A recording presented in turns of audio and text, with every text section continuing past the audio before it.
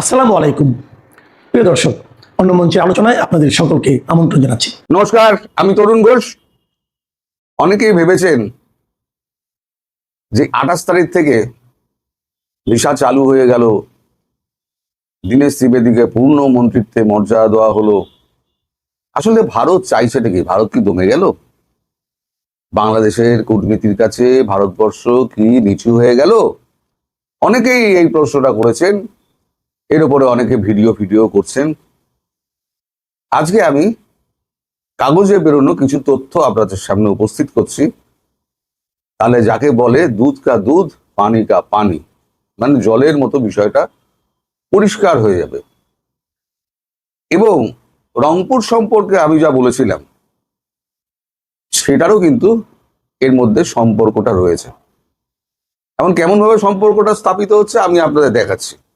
আমি আগে খবরটা পড়ি। আমি স্ক্রিনেও দিয়ে দিচ্ছি। পূর্ণমন্ত্রীর মর্যাদা ঢাকার হাইকমিশনার দীনেশ ত্রিবেদীকে।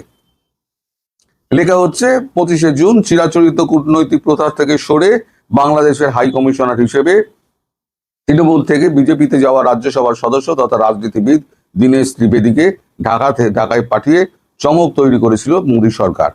আর আজ সেই চমককে আরো বাড়িয়ে তার পূর্ণমন্ত্রীর মর্যাদা দেওয়া সমমর্যাদা দেওয়া হলো। এ বিষয়ে আজ দীনেশের সঙ্গে যোগাযোগ করা হলে তিনি জানিয়েছেন মাননীয় প্রধানমন্ত্রীর কাছে আমি অশেষ কৃতজ্ঞ। এদিনই এক সাংবাদিক বৈঠক করে দীনেশ ত্রিবেদী ঘোষণা করেছেন আগামী 28শে জুন থেকে ভারতীয় পর্যটন ভিসা দেওয়ার কাজ শুরু হবে। এখন এই যে সমমর্যাদার একটা দেওয়া হলো, সেটা দেওয়া হলো কেন? প্রাক্তন বর্ষিয়ান কূটনীতিক রনেন সেন তার একটা সূক্ষ্ম ব্যাখ্যা দিয়েছেন, যে ব্যাখ্যার ওপরে ভারতবর্ষ তো কিছু বলবে না, শুধু নরেন্দ্র মোদীর সরকার তো কিছুই বলবে না। সেই ব্যাখ্যার ওপরে কিন্তু পুরো বিষয়টা পরিষ্কার হয়ে গিয়েছে। উনি বর্ষিয়ান কূটনীতিক রনেন সেন, উনি বলছেন প্রাক্তন কূটনৈতিক রনেন সেনের কথায় এই মর্যাদা দেওয়ার ফলে একদিকে ভারতীয় হাইকমিশনার দেশের ভেতরের সরকার, মানে এখন বাংলাদেশ সরকার এবং শাসক দলের কাছে পৌঁছানো সহজ হবে। বাংলাদেশের মতো রাষ্ট্রের সঙ্গে সম্পর্ক রক্ষার্থে যা রাজনৈতিকভাবে ভীষণ জরুরি। পাশাপাশি বাংলাদেশকে বার্তা দেওয়া যাবে যে এই হাই কমিশনের ওপরে তাদের পূর্ণ আস্থা রয়েছে। তাকে টপকে ঢাকা কথায় কথায় নয়াদিল্লির সঙ্গে যোগাযোগ করা যাবে না। এর ফলে কাজের গতি আসবে। রনেনবাবু জানান, প্রোটোকল অনুযায়ী যে কোনো হাই কমিশনার বা রাষ্ট্রদূতের মর্যাদা পূর্ণমন্ত্রীর ঠিক পরে এবং স্বাধীন দায়িত্ব প্রাপ্ত প্রতিমন্ত্রী ঠিক ওপরে, মানে মধ্যবর্তী পর্যায়ে। তবে তিনি এটাও মনে করেন যে প্রোটোকল মর্যাদা বাড়িয়ে সরাসরি কূটনৈতিক ফায়দা তোলা যায়, বিষয়টি সবসময় এমন নয়। ব্যক্তিগত সম্পর্ক যোগাযোগের মূল্য আছে। তার মানে রনেন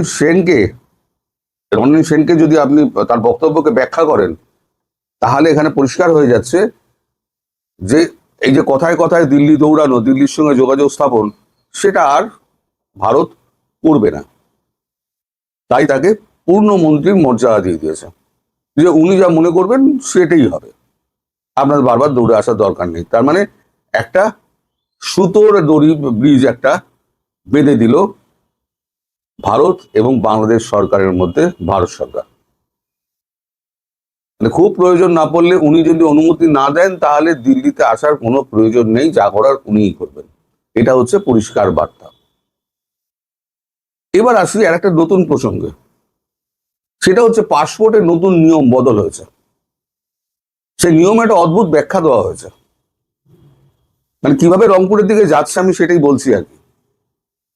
পাসপোর্টে যে নতুন ব্যাখ্যাটা দেওয়া হয়েছে সেটা হচ্ছে এইটা, পাসপোর্ট এবং নাগরিকত্ব। পাসপোর্ট নাগরিকত্বের প্রমাণ নয়। কেন্দ্রীয় সরকারের ব্যাখ্যা, পাসপোর্ট কোনোদিনই নাগরিকত্বের প্রমাণ ছিল না, বিদেশি যাতায়াতের প্রয়োজনীয় নথি ছিল। কোনো নির্দিষ্ট একটি নথি, তাহলে নাগরিকত্বের প্রমাণ কি? কোনো একটি নির্দিষ্ট নথি দিয়ে নাগরিকত্বের প্রমাণ হয় না। নাগরিকত্ব ঠিক হয় 1955 সালের নাগরিকত্ব আইন অনুযায়ী। 5 রকম ভাবে ভারতের নাগরিকত্ব পাওয়া যায়: জন্মসূত্রে, উত্তরাধিকার সূত্রে, নাগরিক হিসেবে নথিবদ্ধ করে, টানা 12 বছর দেশে থাকলে এবং ভারতের দখলে আসা, ভালো করে শুনবেন, ভারতের দখলে আসা কোনো এলাকার বাসিন্দা হলে সে নাগরিকত্ব পাবে। এবার আমাকে বলুন, 1947 সাল থেকে এখনো পর্যন্ত ভারতবর্ষ কোন দেশের কোন এলাকা দখল করেছে? এখনো পর্যন্ত পিওজেকে কিন্তু হাত দেয়নি ভারত। তারা এলাকা দখলের প্রশ্ন এলো কেন? এবং তার আগে তড়িঘড়ি ওইটাকে পাসপোর্টের নিয়মটাকে বদলে দিয়ে দেখালো, জুড়ে দেওয়া হলো যে কোনো দখলীকৃত এলাকার বাসিন্দা হলে সেও নাগরিকত্ব পাবে এবং সেও পাসপোর্ট পাবে। অর্থাৎ ভারতবর্ষ নাগরিকত্বের দিকে আস্তে আস্তে এগোচ্ছে, নাগরিকত্ব পরিবর্তনের দিকে আস্তে আস্তে এগোচ্ছে। যে এলাকা দখল হবে সেই এলাকার বাসিন্দাদের নাগরিকত্ব দিয়ে দেওয়া হবে এবং তাকে বৈধ নাগরিক হিসেবে ধরে নিয়ে তাকে পাসপোর্টটি দেওয়া হবে। এইবার আসুন, আমি যে বারবার বলছিলাম আপনাদের যে গোর্খা ব্যাটালিয়ান পৌঁছে গেছে, আমাকে নানানভাবে ব্যাখ্যা করা হয়। অনেকেই আমাকে বলেন, দাদা এবার তো থামেন, কিন্তু কাগজ তো মিথ্যে কথা বলবে না। আমি মিথ্যে বলতে পারি, কাগজ তো মিথ্যে কথা বলবে না। এবার শুভেন্দু অধিকারীর বক্তব্যটা দেখুন। গোর্খারা আসায়, দু ব্যাটালিয়ান গোর্খা আসায় তিনি কেন্দ্রীয় সরকারকে ধন্যবাদ জানিয়েছেন এবং গোর্খাদের স্বাগত জানিয়েছেন।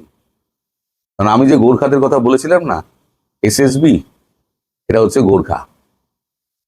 আমি যাদের বলেছিলাম তারা গুলি চালায় কম, অন্য অস্ত্র ব্যবহার করে বেশি, তাদেরকে নিয়ে আসা হয়েছে।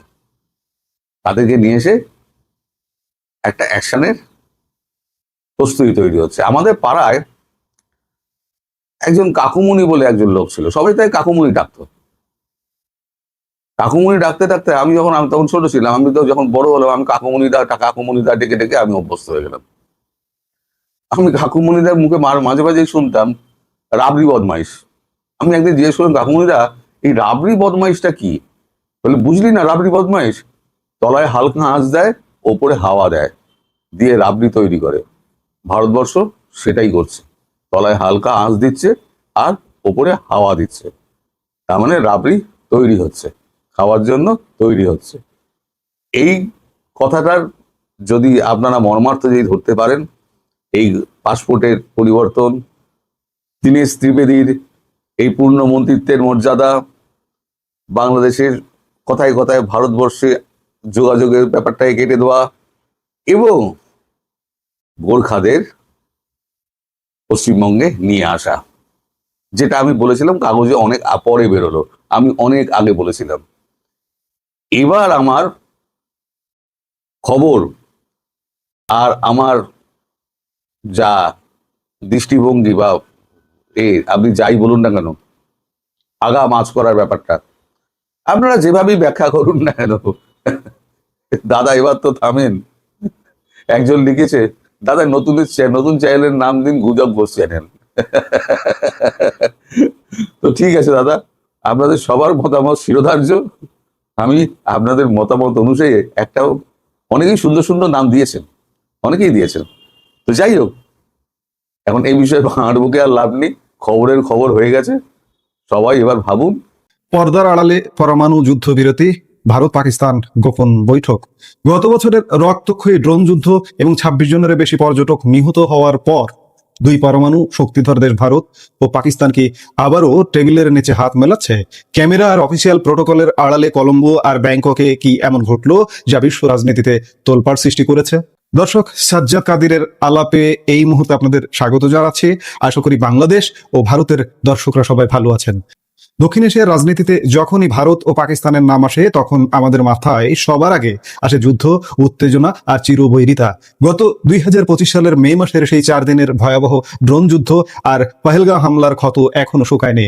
অফিসিয়ালি দুই দেশের সম্পর্ক এখন পুরোপুরি ডিপ ফ্রিজে বা বরফ শীতল অবস্থায় রয়েছে। কিন্তু আপনি কি জানেন, ক্যামেরার পেছনে পর্দার আড়ালে এমন কিছু ঘটছে যা হয়তো এক বিশাল যুদ্ধের হাত থেকে এই উপমহাদেশকে রক্ষা করছে।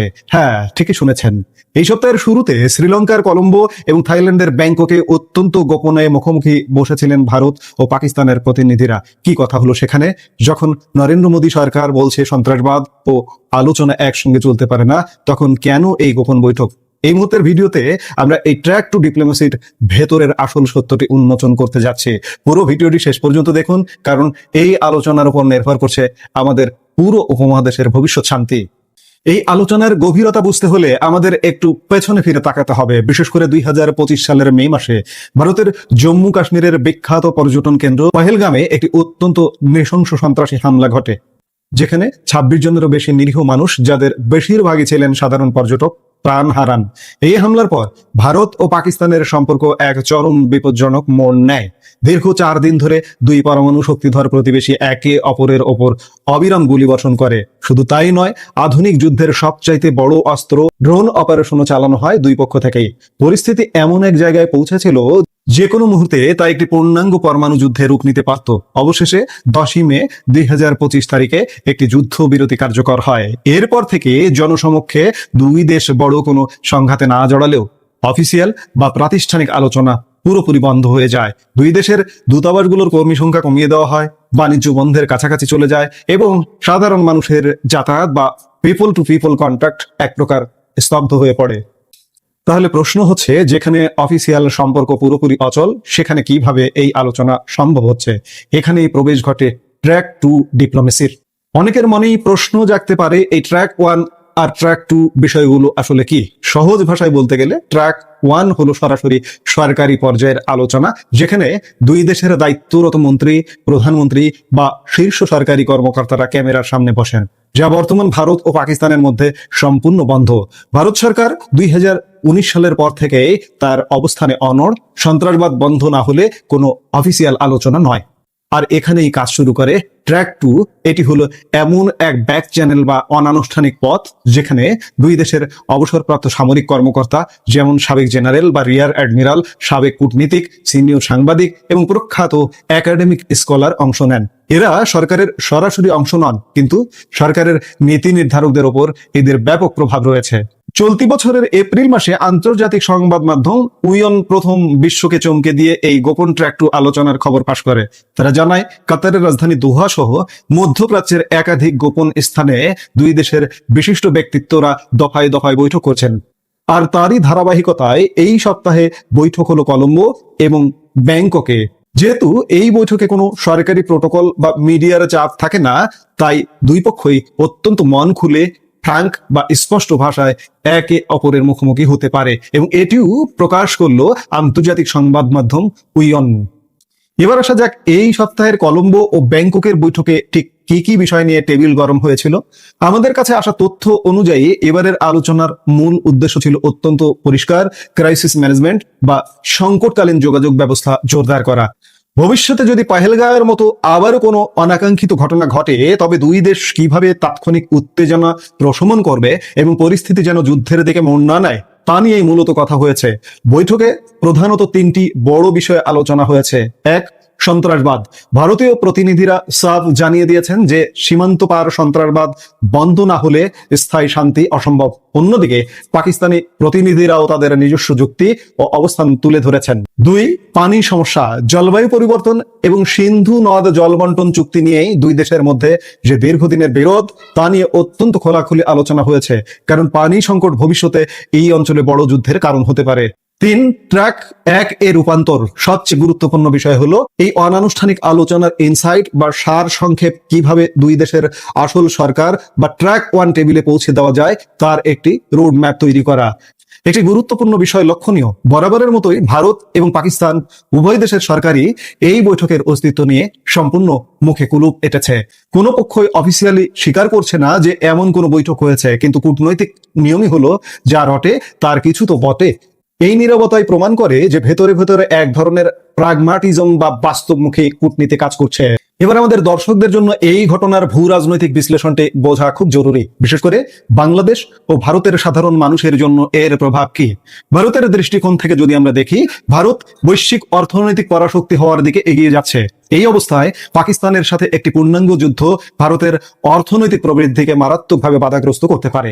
তাই মুখে নো টক পলিসি থাকলেও সীমান্তে বড় যুদ্ধ এড়াতে এই ব্যাক চ্যানেল কূটনীতি দিল্লির জন্য অত্যন্ত বাস্তবসম্মত একটি পদক্ষেপ।